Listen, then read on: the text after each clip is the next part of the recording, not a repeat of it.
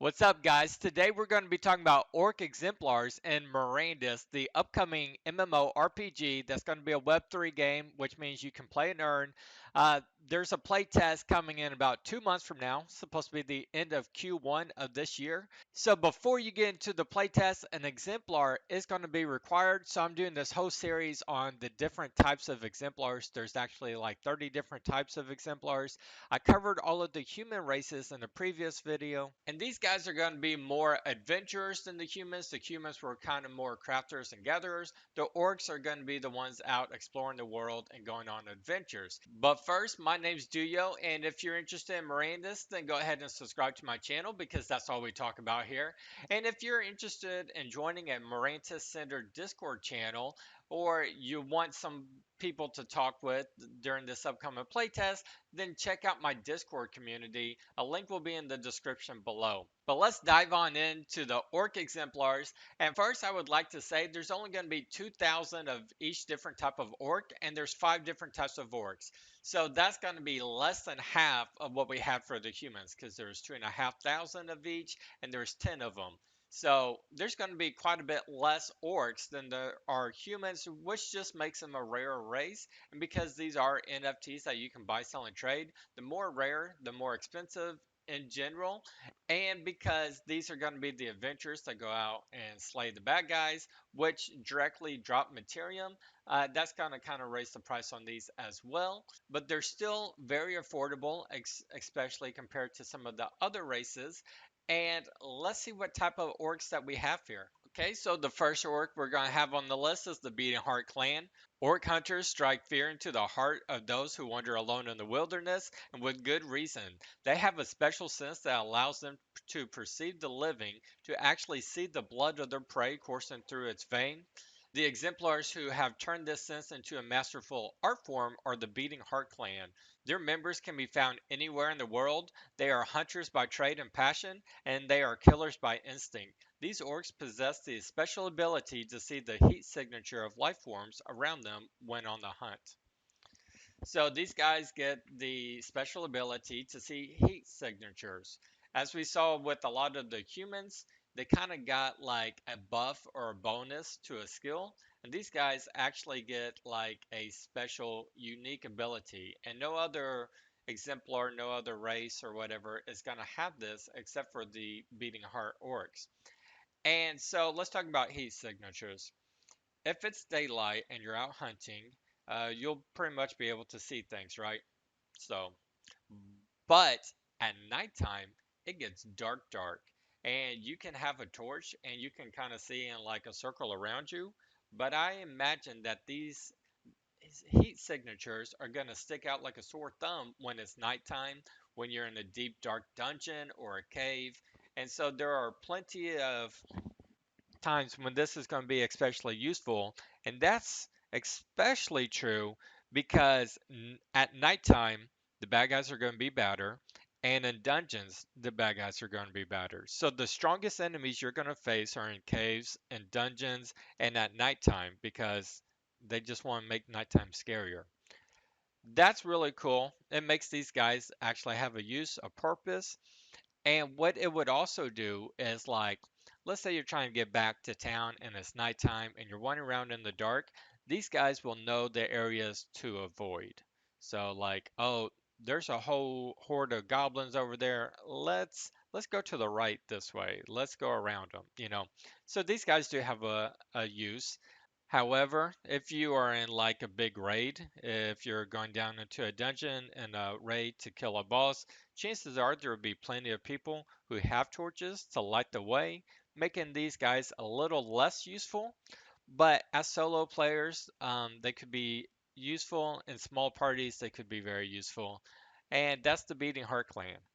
So let's move on to the next one.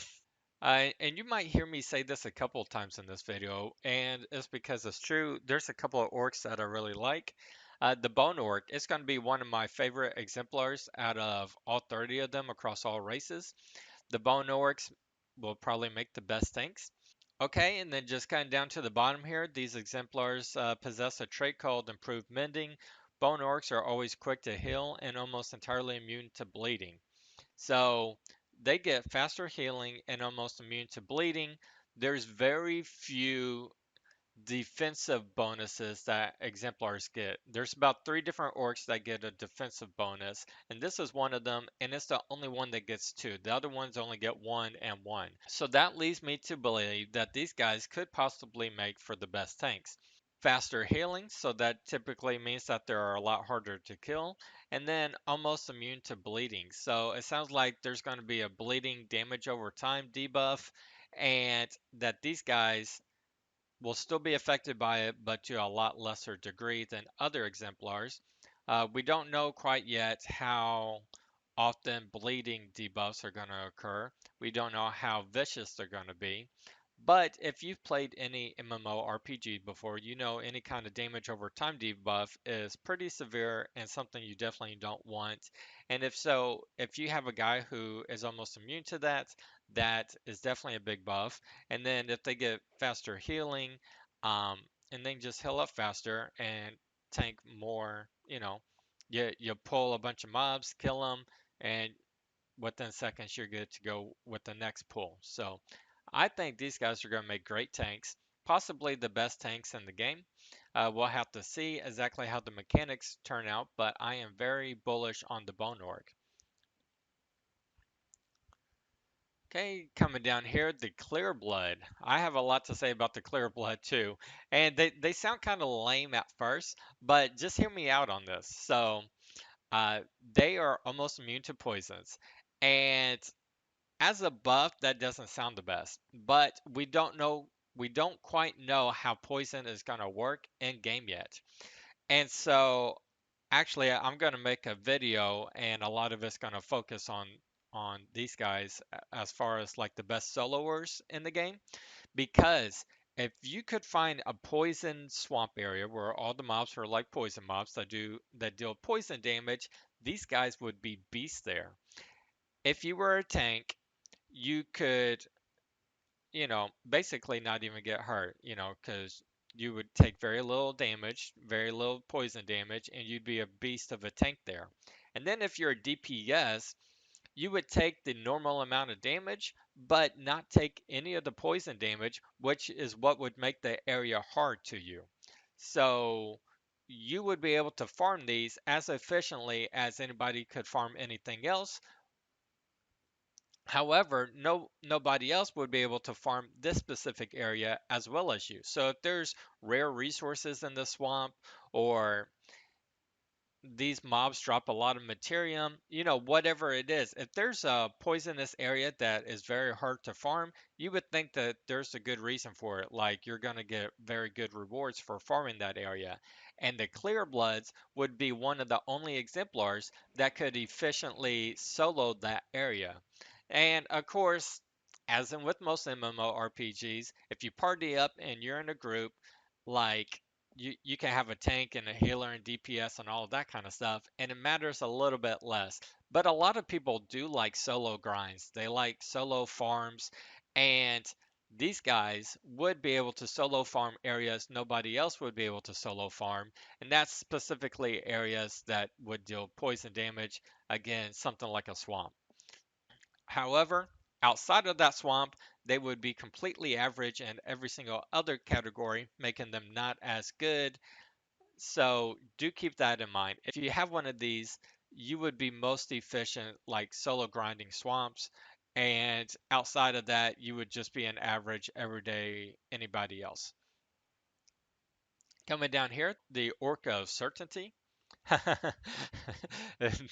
So Um, these could possibly be the very worst exemplars out of all 30 of them. This is the one that I like the very least. You heard me talk about in the human exemplar video about the pit fighters, how they're basically useless, especially if there's not a monk class. If there is a monk class, they'll be okay.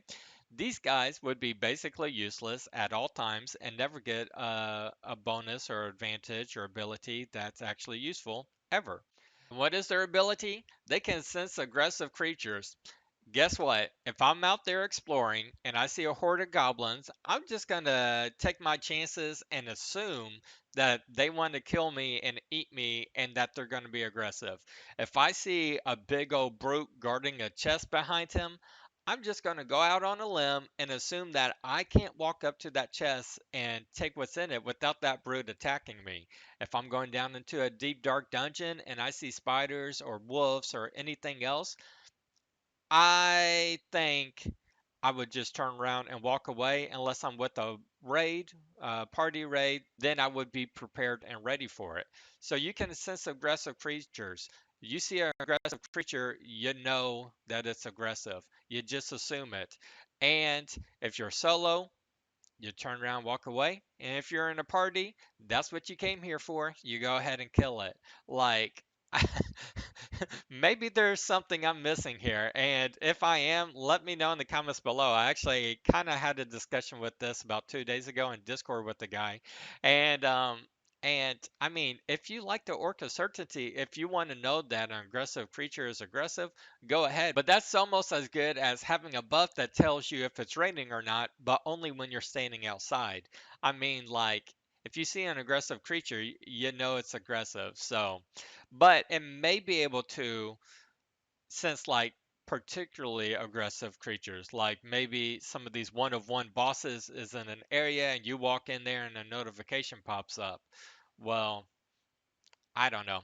I played Elden Ring and I've gone exploring, and sometimes you walk into an area that's way too high for you out of nowhere. And hey, that's kind of fun. But death will be a real thing. Not a real thing, but death will have consequences. The team has stated they want death to hurt in game. So it could be a nice little warning indicator, I guess. However, having every other exemplar having a bonus or ability that's actually useful compared to this just makes me feel like this isn't as good as it could be. Anyways, I've dogged on them enough. Let's move on to the long hunt. So this is my very worst exemplar out of all of them. This one, the long hunt, might be my very favorite. So you can go longer without food or sleep. And this does a couple of things. Every exemplar is going to have to eat, and at some point, every exemplar is going to have to rest. And chances are that food is going to cost you money, that sleeping in a tent or an inn is going to cost you money. And the longer you can go without that kind of stuff, the more you're saving. The less you have to spend on food, the more you're saving. Overall, this would be an efficient Materium make 'em exemplar because of that reason, right? And then also, the less you have to go back in town to restock on food or sleep, the more time you have spent grinding out levels, which means that these guys can level up faster than other exemplars. So now you're not only a higher level, but you're spending less money to get to that higher level, making these guys doubly nice. And then, of course, there's just the quality of life aspect to these exemplar. Some people might get a little bit annoyed about having to do these routine things with their exemplars like sleep and eat, and the less you have to do it, the better for them. So you got the quality of life there, but really, like, you'll be making less trips into town. So you're saving time, you're out there leveling more, you're out there farming Materium more than other people can, and you're spending less money on food and sleeping. So I think these might possibly be the very best exemplar for me. Um, Now, do keep in mind that this means that they get no crafting bonus, no gathering bonus, no combat bonus. And so at some point, they're not going to be the very best in any category because you have exemplars that will become the very best crafter, the very best gatherer, the very best in combat because that's what their bonuses give them. However, you will always be saving money without going on food or sleep, which kind of offsets that. So I really like these guys. That's the Orcs of the Long Hunt. And look, this video is a little bit shorter because there's only 5 orcs. So which orc did you like the best? Let me know. Alright guys, that was it on Orc Exemplars. I hope you liked this video. Did you find an orc that you liked? Are you going to be an adventurer? Let me know in the comments below. And then if you missed my video on the different type of human exemplars, then check out this video where I explain each one in detail and kind of give my thoughts on each. And thank you everybody for watching, and I'll see you in the next video.